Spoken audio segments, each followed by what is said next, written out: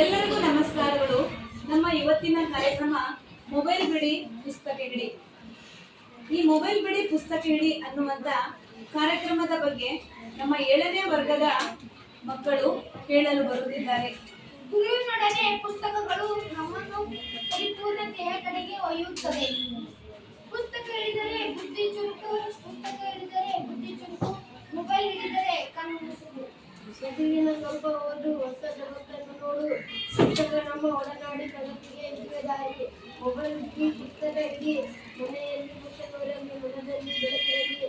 ಅಕ್ಷರವೇ ಜ್ಞಾನ, ಪುಸ್ತಕವೇ ಪ್ರಾಣ. ಒಂದು ಪುಸ್ತಕ 3 ಸ್ನೇಹಿತರಿಗೆ ಸಮ. ಪುಸ್ತಕವು ಜ್ಞಾನ ಲೋಕದ ದೀಪವಾಗಿದೆ. ಸ್ನೇಹಿತರು ಒಟ್ಟಿಗೆ ಆಟವಾಡಿ ಓದಿ ಜೀವನದ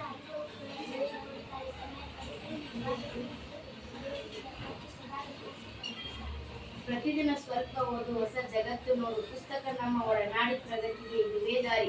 ಮೊಬೈಲ್ ಬಿಡಿ, ಪುಸ್ತಕ ಹಿಡಿ. ಮನೆಯಲ್ಲಿ ಪುಸ್ತಕವಿರಲಿ, ಮನದಲ್ಲಿ ಬೆಳಕಿರಲಿ. ಅಕ್ಷರವೇ ಜ್ಞಾನ, ಪುಸ್ತಕವೇ ಪ್ರಾಣ. ಎಲ್ಲರ ಜೊತೆ ಕುಳಿತು ಒಬ್ಬರ ಬಗ್ಗೆ ಕೆಟ್ಟದನ್ನು ಮಾತಾಡುವುದಕ್ಕಿಂತ ಒಬ್ಬರೇ ಕುಳಿತು ಒಂದು ಪುಸ್ತಕ ಓದುವುದು ಉತ್ತಮ.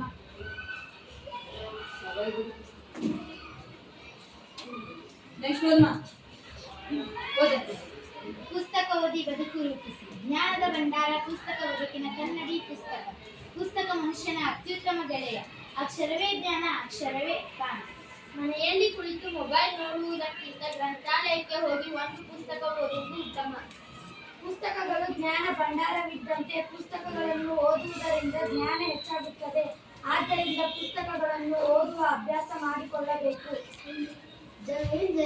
ಧನ್ಯವಾದಗಳು. ಧನ್ಯವಾದ.